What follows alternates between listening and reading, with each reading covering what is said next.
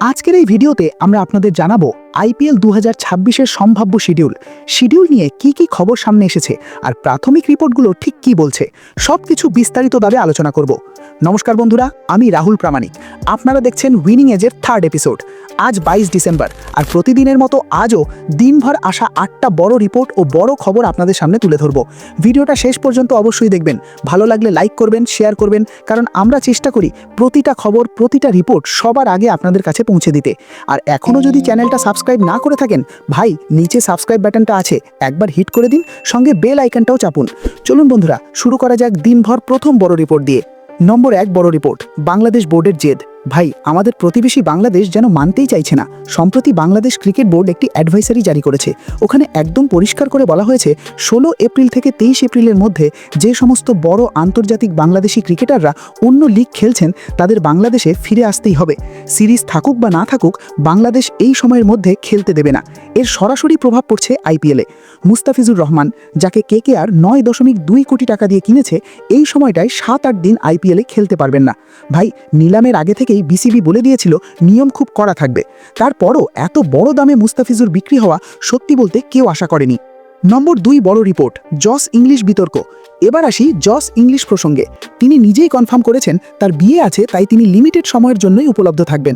অথচ Lucknow super giants তাকে কিনেছে 8.6 কোটি টাকায়। এবার এখানে একটা নিয়ম বুঝে নিন, যদি কোনো বিদেশি প্লেয়ার একটা ম্যাচেও খেলেন আর নিজেকে অন স্পট অ্যাভেলেবেল রাখেন, তাহলে তিনি পুরো টাকাটার জন্য এলিজিবল। জস ইংলিশ বলছে সে 3-4টে ম্যাচ খেলবে, মানে কি দাঁড়ালো পুরো 8.6 কোটি টাকা পকেটে যাবে। এই ফাঁকটাই বহু বিদেশি প্লেয়ার ব্যবহার করে এসেছে। চোট, পার্সোনাল রিজন দেখিয়ে কয়েকটা ম্যাচ খেলে পালিয়ে যায়। এবার প্রশ্ন হলো, জস ইংলিশ তো আগে থেকেই বলেছিল সে পুরো সময় থাকবে না, তাহলে এলএসজি কেন 8.6 কোটি দিল? এই প্রশ্নের উত্তর শুধু লখনৌর মালিকরাই দিতে পারবে। নম্বর 3 বড় report, Rajasthan cricket association ultimatum. BCCI এবার একেবারে আলটিমেটাম দিয়ে দিয়েছে রাজস্থান ক্রিকেট অ্যাসোসিয়েশনকে। কারণ কি? নির্বাচনে অনিয়ম, কোনো ইলেকশন হচ্ছে না। বিসিসিআই পরিষ্কার বলেছে যদি দ্রুত নির্বাচন না হয়, জয়পুরে আইপিএল ম্যাচ হবে না। রাজস্থান রয়্যালসের হোম ম্যাচ সরিয়ে দেওয়া হবে পুনে বা গুয়াহাটিতে। রাজস্থান রয়্যালস ইতিমধ্যেই Maharashtra cricket association stadium Pune ঘুরে এসেছে। কারণ পরিষ্কার, ইলেকশন না হলে আরসিএ টাকা পাবে না, ম্যাচও পাবে না। এখন দেখার বিসিসিআই এর হুঁশিয়ারির পর কিছু হয় কিনা। নম্বর 4 বড় রিপোর্ট, কেকেআর এর মালিকানা বদল। খবর আসছে শাহরুখ খান তার রেড চিলিজ এন্টারটেনমেন্টের কিছু অংশ বিক্রি করতে পারেন। পুরো দল নয়, শুধু কিছু শতাংশ স্টেক। কারণ খুব সোজা, প্রফিট বুকিং। আইপিএল এর শুরুর দিকে কম ইনভেস্ট, এখন ভ্যালুয়েশন আকাশ ছোঁয়া। আর আমি আগেই বলেছি আইপিএল এর ভ্যালুয়েশন এখন ধীরে ধীরে নামছে।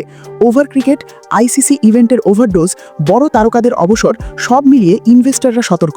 তাই অনেকেই এখন টাকা তুলে নিচ্ছে। শাহরুখ খানও তার ব্যতিক্রম নন। মেজরিটি স্টেক কিন্তু তার কাছেই থাকবে। নম্বর 5 বড় রিপোর্ট, ইউএইতে নিলাম কেন?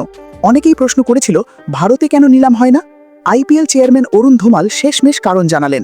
কারণ শুনে মাথা ঘুরে যাবে। বিয়ের মরশুম।